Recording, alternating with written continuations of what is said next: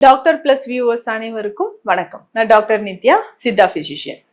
ஒரு சிலருக்கு belly fat மட்டும் ரொம்ப பெருசா இருக்கும். உடல் பார்ப்பதற்கு நார்மலா தாங்க இருக்கு, ஒல்லியா தாங்க இருக்கேன் அப்படின்னே சொல்றாங்க.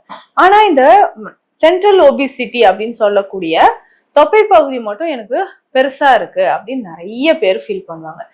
இந்த தொப்பை பகுதியை குறைப்பதற்கு நம்ம என்ன செய்யலாம்?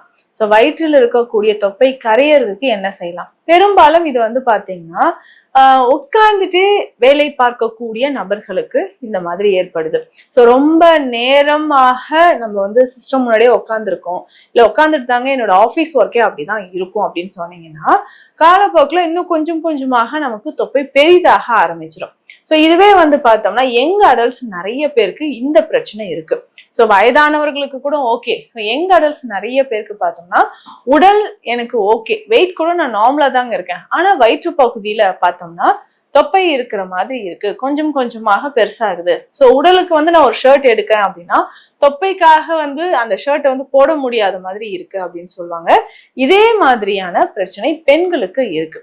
அது முக்கியமாக ஆஃப்டர் டெலிவரிக்கு அப்புறம் நிறைய பெண்களுக்கு வயிற்று பகுதியில தொப்பை அப்படின்ற ஒரு பிரச்சனை இருக்கு. இதுவே சி செக்ஷன் பண்ணி ஒரு 2 குழந்தைகள் இருக்குன்னா கண்டிப்பாக வயிறு பகுதி பெருத்தே இருக்கிற மாதிரி இருக்கும். ரொம்ப நாளா நான் ட்ரை பண்றேன், எக்ஸசைஸ் பண்றேன் அப்படின்னு சொல்லுவாங்க. இதுல முக்கியமா நம்ம கவனிக்க வேண்டிய விஷயம் என்னன்னா, ஒரு 2-3 நாட்கள் நம்ம வெயிட் லாஸ்க்கான சிகிச்சைகளை எடுத்துக்கிறோம்.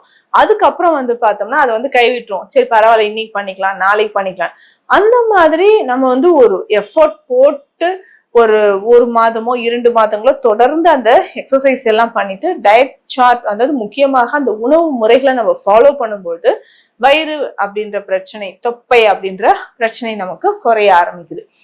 இந்த மாதிரி இருக்கிறவங்களுக்கு ரொம்ப ரொம்ப சிம்பிளா இந்த மூலிகைகளை வைத்து செய்யக்கூடிய ஒரு கஷாய மருந்து. இது உடல் பருமன் அதிகமா இருக்கிறவங்களும் குடிக்கலாம். சென்ட்ரல் ஒபிசிட்டி அப்படின்னு சொல்லக்கூடிய வயிறு பகுதி மட்டும் பெருத்து இருக்கு அப்படின்னு சொல்றவங்க அவர்களும் இது குடிக்கலாம். இதை தாண்டி சுகர் லெவல் இருந்தாலும் கொலஸ்ட்ரால் லெவல் இருந்தாலும் இந்த சூரணத்தை நம்ம கஷாயம் மாதிரி குடிக்கலாம்.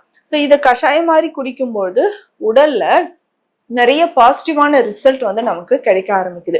அது என்னன்னு பார்த்தோம்னா, வயிற்று பகுதியில இருக்கக்கூடிய தொப்பை குறைய ஆரம்பிக்கும். வயிறை பொறுத்த வரைக்கும் நமக்கு அதிகமா ஃபேட் டெபாசிட் ஆகக்கூடிய ஒரு ரீஜன்.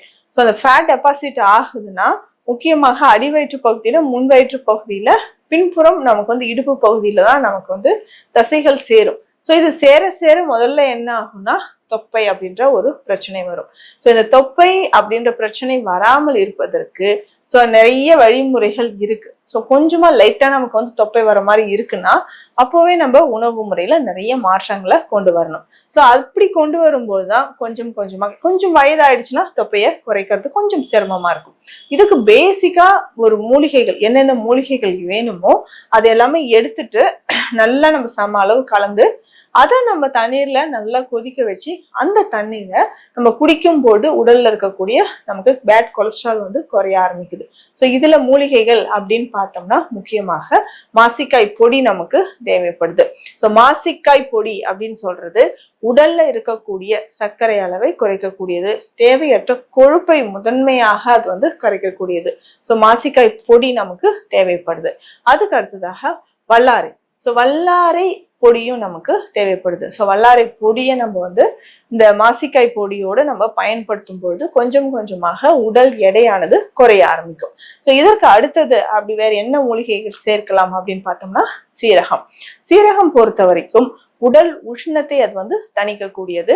அதே மாதிரி டைஜஷன் நார்மலா இருக்கும். சிலருக்கு வாயு வயிற்றுல அதிகமா சேர்ந்து வயிறு உப்புசமா இருக்கிற மாதிரி இருக்கும். அது சரியாகிறதுக்கு நம்ம சீரகத்தை பயன்படுத்தலாம். தொடர்ந்து இதை எல்லாமே எடுத்து வச்சுட்டு கஷாயம் மாதிரி கொதிக்க வச்சு குடிக்கணும். இந்த 3 மூலிகைகளும் நமக்கு ரொம்ப முக்கியமானது.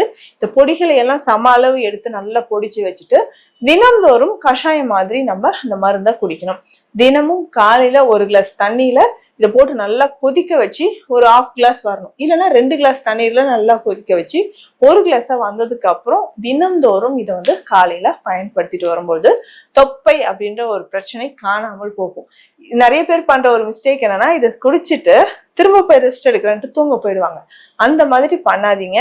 அதுக்கு அந்த மாதிரி பண்ணும்போது நம்ம உடற்பயிற்சி செய்து அதனால வரக்கூடிய பலனே நமக்கு கிடைக்காமல் போயிடும். அதே மாதிரி இந்த மருந்தோட எஃபெக்டிவும் நமக்கு வந்து தெரியாமல் போயிடும். ஸோ வயிறு தொப்பை இருந்துச்சு அப்படின்னா அதற்கான சரியான சிகிச்சை முறைகளை நம்ம எடுக்கும்பொழுது, இந்த கஷாய மருந்துகள் இது எல்லாமே எடுக்கும்பொழுது கொஞ்சம் கொஞ்சமாக பிளட்ல இருக்கக்கூடிய டாக்ஸின்ஸ் வந்து வெளியேற ஆரம்பிக்கும்.